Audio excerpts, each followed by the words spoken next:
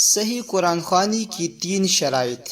حضرت تھانوی رحمہ اللہ کے ایک شاگرد اس واقعے کو نقل کرتے ہیں کہ ایک روز ہم لوگ حضرت تھانوی رحمہ اللہ کی خدمت میں سبق پڑھنے کے لیے حاضر ہوئے تو دیکھا کہ حضرت والا مغموم بیٹھے ہیں، طبیعت پر غم کے آثار و افسردگی ہے۔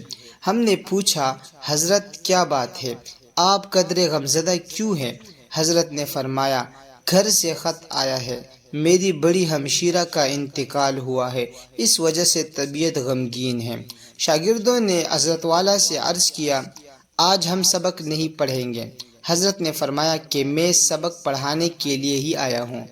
اللہ اکبر! اندازہ لگائیے، بڑی بہن کا انتقال ہو گیا، باوجود اس کے کہ درس کے لیے درسگاہ تشریف لائے ہیں، حالانکہ غمزدہ ہے، پھر بھی کام کرنے کے لیے تشریف لائے ہیں۔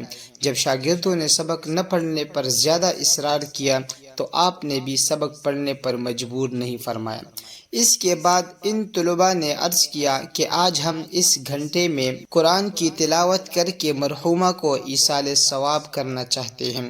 حضرت والا نے فرمایا کہ میں چند شرطوں کے ساتھ اجازت دیتا ہوں، اگر تم ان شرائط کی پابندی کر سکو گے تو ٹھیک ہے، ورنہ رہنے دو۔ پہلی شرط یہ ہے کہ تم سب اکٹھے ہو کر قرآن شریف مت پڑھنا، بلکہ ہر شخص انفرادی طور پر قرآن کی تلاوت کرے۔ دوسری شرط یہ ہے کہ جو شخص جتنا آسانی کے ساتھ پڑھ سکے وہ اتنا پڑھ کر ایصال ثواب کر دے۔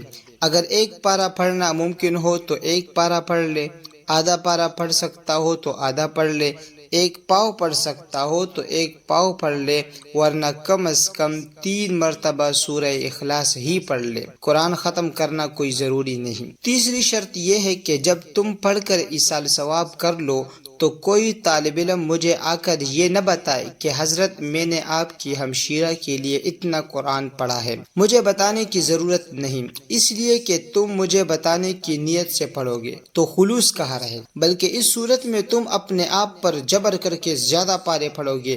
اس لیے دل میں یہ خیال آئے گا کہ اگر ہم نے ایک پارہ پڑھ کر حضرت والا کو بتایا کہ ایک پارہ پڑھا ہے تو حضرت کہیں گے کہ بس ایک ہی پارہ پڑھا ہے، بس ہم سے اتنی ہی محبت تھی۔ اس لیے ہر طالب علم جبر کر کے زیادہ سے زیادہ پڑھنے کی کوشش کرے گا، جس کی وجہ سے خلوص باقی نہیں رہے گا۔ جب خلوص نہیں ہوگا تو پڑھنے کا ثواب کیا ملے گا؟ جب یہ پابندی لگا دی، کوئی آ کر مجھے نہ بتائے، تو اب جتنا بھی قرآن شریف پڑھے گا وہ خلوص سے پڑھے گا، اور خلوص کے ساتھ 3 مرتبہ سورہ اخلاص پڑھنا یقیناً بغیر خلوص کے پورا قرآن پڑھنے سے بہتر ہے۔ لہٰذا اگر ہم بھی ان 3 شرائط پر توجہ دیں تو ہماری قرآن خوانی بھی درست ہو سکتی ہے۔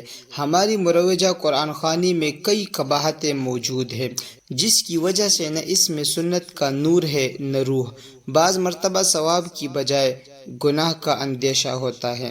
ہمیں چاہیے کہ ان شرائط پر خود بھی عمل کرے اور دوسروں تک بھی یہ پیغام پہنچائے۔ اللہ تعالی عمل کی توفیق عطا فرمائے۔